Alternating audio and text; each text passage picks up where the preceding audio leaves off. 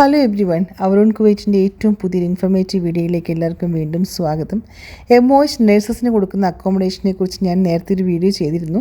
എങ്ങനെയുള്ള അക്കോമഡേഷൻസ് ആണ്, എന്തൊക്കെ ഫെസിലിറ്റീസ് ആണ് നമുക്കിവിടെ കിട്ടുന്നത് എന്നതിനെക്കുറിച്ചെല്ലാം ഡീറ്റെയിൽഡ് ആയിട്ട് ഞാൻ ഒരു വീഡിയോ ചെയ്തിട്ടുണ്ട്. എങ്കിലും പലരും ചോദിക്കാറുണ്ട് എങ്ങനെയാണ് അക്കോമഡേഷൻ്റെ സാഹചര്യങ്ങൾ, എന്തൊക്കെ സാധനങ്ങളാണ് നാട്ടിൽ നിന്ന് നമ്മൾ കൊണ്ടുവരേണ്ടത് എന്നതിനെക്കുറിച്ചൊക്കെ ചോദിച്ചുകൊണ്ട് തന്നെ അതിനെക്കുറിച്ചൊരു വീഡിയോ ചെയ്യാമെന്ന് വിചാരിക്കുന്നു. MOH പൊതുവേ രണ്ട് രീതിയിലുള്ള അക്കോമഡേഷനാണ് കൊടുക്കുന്നത്. ഇപ്പോൾ ലോക്കം കോൺട്രാക്റ്റിന് വരുന്ന ആളുകൾക്ക് 3 months അക്കോമഡേഷനാണ് കൊടുക്കുന്നതെന്ന് എല്ലാവർക്കും അറിയാവുന്നൊരു കാര്യമാണ്. അതിനുശേഷം സ്വന്തമായിട്ട് നമ്മൾ അക്കോമഡേഷൻ പുറമേ കണ്ടുപിടിച്ചതിന് ശേഷം അങ്ങോട്ട് നമ്മൾ മാറേണ്ടതായിട്ടുള്ള ആവശ്യമുണ്ട്. അപ്പോൾ ഈ 3 monthsലേക്ക് നമ്മൾക്ക് കിട്ടുന്ന അക്കോമഡേഷൻ എങ്ങനെയാണെന്ന് വെച്ചാൽ, ചിലപ്പോൾ ഹോസ്പിറ്റലിനോട് ചേർന്നിട്ടുള്ള, ഒരുപാട് ചേർന്നല്ല, എന്നാൽ ഹോസ്പിറ്റലിൻ്റെ അടുത്ത് തന്നെയായിട്ട് MOH ഹോസ്റ്റലുകൾ നേരത്തെ പണി കഴിപ്പിച്ചിട്ടുള്ള ഹോസ്റ്റലുകളുണ്ട്. അപ്പോൾ ഹോസ്റ്റലുകളിൽ എന്ന് പറഞ്ഞാൽ ഒരു റൂമിൽ 2 പേരായിരിക്കും. കോമൺ ആയിട്ടൊരു ടോയ്ലറ്റുകളും അതുപോലെ കിച്ചണൊക്കെ കോമൺ ആയിട്ടായിരിക്കും. അപ്പോൾ ശരിക്കും ഒരു ഹോസ്റ്റലിൻ്റെ ഒരു സെറ്റപ്പ് തന്നെയാണ് അത്. പക്ഷേ മറ്റ് ചില ഹോസ്റ്റൽ എന്ന രീതിയിൽ കൺവേർട്ട് ചെയ്തിരിക്കുന്ന ഫ്ലാറ്റുകളുണ്ട്. അതിപ്പോൾ ചിലപ്പോൾ ഹോസ്പിറ്റലിൻ്റെ അടുത്തായിരിക്കണമെന്നില്ല, ചിലപ്പോൾ ദൂരെയായിരിക്കും. അത് ഓരോ ഫ്ലാറ്റുകളായിരിക്കും. ഒരു ബിൽഡിംഗ് തന്നെ MOH എടുത്തതിന് ശേഷം അവർ ഫ്ലാറ്റ് ഹോസ്റ്റലാക്കി കൺവേർട്ട് ചെയ്തിരിക്കുകയാണ്. അപ്പോൾ അവിടെ ചിലപ്പോൾ ഒരു ഫ്ലോറിൽ 4 ഫ്ലാറ്റുകളായിരിക്കും. ഓരോ ഫ്ലാറ്റിലും 2 റൂംസ് ആയിരിക്കും. 2 റൂംസോ അല്ലെങ്കിൽ ചില ഫ്ലാറ്റുകളിൽ 3 റൂംസും കണ്ടേക്കാം. പക്ഷേ 2 റൂംസാണ് മിക്കവാറും ഉള്ളത്. അപ്പോൾ ഒരു റൂമിൽ 2 നേഴ്സസാണ് ഉള്ളത്. അപ്പോൾ നമ്മൾക്ക് കോമൺ ആയിട്ടൊരു കിച്ചണും 2 ബാത്റൂമും ഒക്കെ ആയിട്ടാണ് മിക്കവാറും അങ്ങനത്തെ ഫ്ലാറ്റ് രീതിയിലുള്ള അക്കോമഡേഷൻ അവർ പ്രൊവൈഡ് ചെയ്യുന്നത്. അപ്പോൾ ഇങ്ങനെ വരുമ്പോൾ നമ്മൾക്ക് MOH ഇവിടെ ലോക്കലി റിക്രൂട്ടഡ് ആയിട്ടുള്ള ആളുകൾക്ക് MOH ഹോസ്റ്റൽ ഫെസിലിറ്റി തരുന്നില്ലായിരുന്നു. നേരത്തെ നാട്ടിൽ നിന്ന് റിക്രൂട്ട്മെൻറ്റ് ചെയ്തു കൊണ്ടുവരുന്ന ആളുകൾക്ക് എത്ര നാൾ വരെയും പഴയ കോൺട്രാക്റ്റ് അനുസരിച്ച് MOH ഹോസ്റ്റലിൽ കണ്ടിന്യൂ ചെയ്യാനുള്ള ഒരു പ്രിവിലേജ് ഉണ്ടായിരുന്നു. MOH നമ്മൾക്ക് ഫ്രീ ആയിട്ടുള്ള ഫുഡാണ് തരുന്നത്. ഫുഡ് അലവൻസ് അല്ല, ഫുഡ് അവിടെ നമ്മൾക്ക് തരുന്നുണ്ട്. അത്യാവശ്യം നല്ല ന്യൂട്രീഷ്യസ് ആയിട്ടുള്ള ഫുഡ് തന്നെയാണ് തരുന്നത്. പക്ഷേ എല്ലാവരെയും ഉൾക്കൊള്ളിച്ചുകൊണ്ടുള്ള ഫുഡിൻ്റെ ഒരു കോമ്പിനേഷനാണ് അവർ തരുന്നത്. മിക്കവാറും ഇന്ത്യക്കാരായിട്ടുള്ള അല്ലെങ്കിൽ മലയാളികളായിട്ടുള്ള ആളുകൾക്കൊക്കെ ചിലപ്പോൾ നമ്മളുടേതായിട്ടുള്ള ഒരു ടേസ്റ്റൊക്കെ അവർക്ക് വരുത്താനായിട്ട് അവർ ചിലപ്പോൾ ഫുഡൊക്കെ മോഡിഫൈ ചെയ്തൊക്കെ അവർ കഴിക്കാറുണ്ട്. പിന്നെ പറയാൻ ഉദ്ദേശിച്ചത്, MOH തരുന്ന ഹോസ്റ്റലുകളിൽ നമ്മൾക്കിപ്പോൾ ഫ്ലാറ്റ് ഹോസ്റ്റലാക്കി കൺവേർട്ട് ചെയ്തതാണെങ്കിലും അല്ലാതെ ഹോസ്റ്റലായിട്ട് പണി കഴിപ്പിച്ച ബിൽഡിങ്ങുകളിലാണെങ്കിലും പൊതുവേ fridge, washing machine, cooking range ഇങ്ങനെയുള്ള ബേസിക് ആയിട്ടുള്ള കാര്യങ്ങളൊക്കെ അവർ ഹോസ്റ്റലിൽ നിന്നും, ഫ്രിഡ്ജ് ഇതെല്ലാം നമുക്ക് പ്രൊവൈഡ് ചെയ്തിട്ടുണ്ടായിരിക്കും. ബാക്കിയുള്ള കാര്യങ്ങൾ നമ്മൾക്കിപ്പോൾ കുക്ക് ചെയ്യണമെന്നുണ്ടെങ്കിൽ നമ്മൾക്ക് അതിനുള്ള സാധനങ്ങൾ നാട്ടിൽ നിന്ന് കൊണ്ടുവരുന്നതായിരിക്കും നല്ലത്. അപ്പോൾ ബേസിക് ആയിട്ടുള്ള ഒരു പാനോ ഒരു സോസ് പാനോ അങ്ങനത്തെയുള്ള കാര്യങ്ങളും അല്ലെങ്കിൽ ചെറിയൊരു കുക്കറൊക്കെ ആയിട്ട്, അല്ലെങ്കിൽ സ്പൂണ്, പ്ലേറ്റുകൾ അങ്ങനത്തെ സാധനങ്ങൾ നമ്മൾ കൊണ്ടുവരികയാണെങ്കിൽ ഇവിടെ വന്ന് ഉടൻ തന്നെ വാങ്ങേണ്ട ആവശ്യം വരികയില്ല.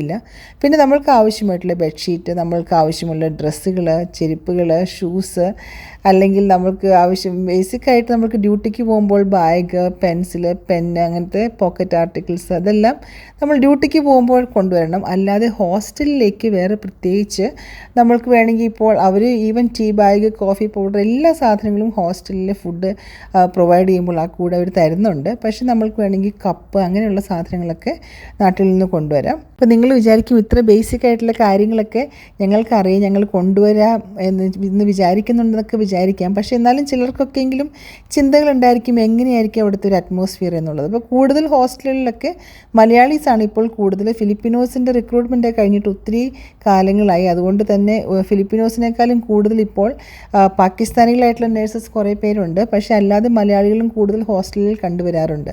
അപ്പോൾ ഇങ്ങനെയുള്ള ഈജിപ്ഷ്യൻസ് ഉണ്ട്. അങ്ങനെ പല രീതിയിൽ നാഷണാലിറ്റീസ് ഉള്ള നേഴ്സസൊക്കെയാണ് നമ്മൾ ഒരു ഹോസ്റ്റലിൽ താമസിക്കുമ്പോൾ മിക്കവാറും കാണാറുള്ളത്. എല്ലാവരുമായിട്ട് അഡ്ജസ്റ്റ് ചെയ്ത് ഹോസ്റ്റലിൽ ആളുകൾ താമസിക്കുന്നു. 3 monthsന് ശേഷം നമ്മൾ പുറത്ത് അക്കോമഡേഷൻ എടുക്കുമ്പോൾ മിക്കവാറും ആളുകൾ ഒന്നും അല്ലെങ്കിൽ ഒരു ഫാമിലിയുടെ കൂടെ ഷെയറിങ്ങിന് താമസിക്കുന്നു, അല്ലെങ്കിൽ അവർ സ്വന്തമായിട്ട് അക്കോമഡേഷൻ കണ്ടുപിടിച്ചതിന് ശേഷം നേഴ്സസ് ഒന്നിച്ചൊരു ഫ്ലാറ്റ് എടുക്കുകയോ എങ്ങനെ വേണമെങ്കിലും ചെയ്യാം. പക്ഷേ നമ്മൾ എന്തെങ്കിലും നാട്ടിൽ നിന്ന് കൊണ്ടുവരാനായിട്ട് മറന്നു പോയിട്ടുണ്ടെങ്കിൽ നമ്മൾക്കിവിടെ ഇന്ത്യൻ ഗ്രോസറി സ്റ്റോഴ്സൊക്കെ ഒത്തിരി ഉണ്ട്. ഇന്ത്യൻ തന്നെ വേണമെന്നില്ല, ഏത് ഷോപ്പിൽ പോയാൽ പോലും നമ്മൾക്ക് ആവശ്യമുള്ള എല്ലാ സാധനങ്ങളും നമ്മൾക്ക് വാങ്ങാം. അല്പം വില കൂടുതലാണ് എന്ന് മാത്രമേ ഉള്ളൂ. അപ്പോഴേക്കും നമ്മളുടെ കയ്യിൽ സാലറി കിട്ടി കഴിയുമ്പോഴത്തേക്കും നമ്മൾക്ക് ആവശ്യമുള്ള സാധനങ്ങൾ വാങ്ങാവുന്നതേ ഉള്ളൂ. അതുകൊണ്ട് എന്തെങ്കിലും നാട്ടിൽ നിന്ന് കൊണ്ടുവരാൻ മറന്നുപോയാൽ വിഷമിക്കേണ്ട ആവശ്യമില്ല. അപ്പോൾ നമുക്ക് കിട്ടുന്ന ഹോസ്റ്റൽ ഏറ്റവും മികച്ചതാണ്. ചില ബിൽഡിങ്ങുകളൊക്കെ കുറച്ച് വർഷങ്ങൾക്ക് മുന്നേ പണിതായതുകൊണ്ട് തന്നെ അതിൻ്റേതായിട്ടുള്ള ചെറിയൊരു പഴക്കമുണ്ട്. എങ്കിൽ പോലും മികച്ച സൗകര്യങ്ങൾ തന്നെയാണ് ഹോസ്റ്റലിലുള്ളത്. പിന്നെ ഹോസ്റ്റലിൽ മിക്കവാറും തന്നെ താമസിക്കുന്ന ആളുകൾ ഉള്ളതുകൊണ്ട് തന്നെ അതിൻ്റേതായിട്ടുള്ള ചില ബുദ്ധിമുട്ടുകളൊക്കെ ഉണ്ട്. ഫാമിലി ആയിട്ടൊക്കെ ഒന്നിച്ച് താമസിച്ച ആളുകൾക്ക് ഹോസ്റ്റലിലൊക്കെ താമസിക്കുമ്പോൾ അതിൻ്റേതായിട്ടുള്ള മാനസിക പിരിമുറുക്കമൊക്കെ ഉണ്ട്. എങ്കിൽ പോലും ഇപ്പോൾ വരുന്ന ആളുകൾക്ക് 3 months കഴിയുമ്പോൾ പുറത്തേക്ക് പോകാനുള്ളൊരു ഓപ്ഷനാണല്ലോ ഉള്ളത്. അതുകൊണ്ട് തന്നെ അവർ സ്വന്തമായിട്ട് അക്കോമഡേഷൻ കണ്ടുപിടിക്കേണ്ടതായിട്ട് വരും. അല്ലാതെ ഹോസ്റ്റലുകളിൽ താമസിക്കുന്ന ആളുകൾക്ക് ഫുഡിൻ്റെ കാര്യത്തിലൊന്നും ഒരു കുഴപ്പവുമില്ല. ഫുഡ് ഇനിയിപ്പോൾ നമ്മൾക്കുടെ ടേസ്റ്റ് അനുസരിച്ച് കൺവേർട്ട് ചെയ്യണം എന്നില്ല എങ്കിൽ നമുക്കൊരു കുഴപ്പമില്ല. നല്ല രീതിയിലുള്ള ഫുഡാണ് MOH നഴ്സസിന് കൊടുക്കുന്നത്. പക്ഷേ മെയിൽ നഴ്സസിന് അങ്ങനെയല്ല. അവർ ഫുഡ് അവിടെ നിന്ന് കൊടുക്കുന്നില്ല. അതിനുള്ള അവർക്ക് കുക്ക് ചെയ്ത് കഴിക്കാനുള്ള ഒരു ഇതാണ് കൊടുത്തിരിക്കുന്നത്. ഫുഡ് MOHലെ മെയിൽ നഴ്സസിന് കൊടുക്കുന്നില്ല.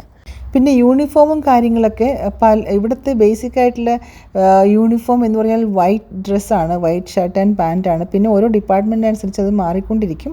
അപ്പോൾ ചിലരെങ്കിലും നാട്ടിൽ നിന്ന് സ്റ്റിച്ച് ചെയ്ത് കൊണ്ടുവരുന്നതായിട്ട് കാണാറുണ്ട്. പക്ഷേ അല്ലെങ്കിൽ ഇവിടെ വന്നതിന് ശേഷം നമ്മൾ ഡ്യൂട്ടിക്ക് പോയതിന് ശേഷം അവർ ഇവിടെ നമുക്ക് റെഡിമെയ്ഡായിട്ട് വാങ്ങാൻ കിട്ടും. അല്ലാതെയാണെങ്കിൽ നമുക്ക് സ്റ്റിച്ച് ചെയ്ത് എടുക്കാൻ പറ്റും. അപ്പോൾ അത് ഒരു പക്ഷേ നമ്മൾക്ക് നാട്ടിൽ നിന്നോ അല്ലെങ്കിൽ നാട്ടിൽ വൈറ്റ് ആൻഡ് വൈറ്റിൻ്റെ ഒരു പാറ്റേൺ ഇവിടെ നമുക്ക് ഇഷ്ടമുള്ള രീതിയിൽ നമുക്ക് സ്റ്റിച്ച് ചെയ്യാവുന്നതാണ്. ഇവിടെ സ്റ്റിച്ച് ചെയ്യുന്ന ടൈലറിങ് ഷോപ്പൊക്കെ ഇഷ്ടം പോലെയുണ്ട്. അപ്പോൾ അതൊന്നും പ്രശ്നമുള്ള കാര്യങ്ങളല്ല. അപ്പോൾ ഇവിടെ വന്നതിന് ശേഷം പല പേപ്പർ വർക്കുകളും ഫോർമാലിറ്റീസൊക്കെ ചെയ്യേണ്ടതായിട്ടൊക്കെ വരും. അതിനൊക്കെ സമയം കിട്ടുമ്പോൾ ഇതും കാര്യങ്ങളും നടന്നു പോയിക്കോളും. അതൊന്നും ആരും പേടിക്കേണ്ട ആവശ്യമൊന്നുമില്ല.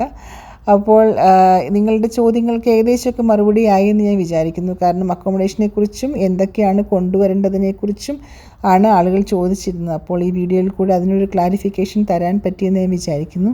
Thank you for watching.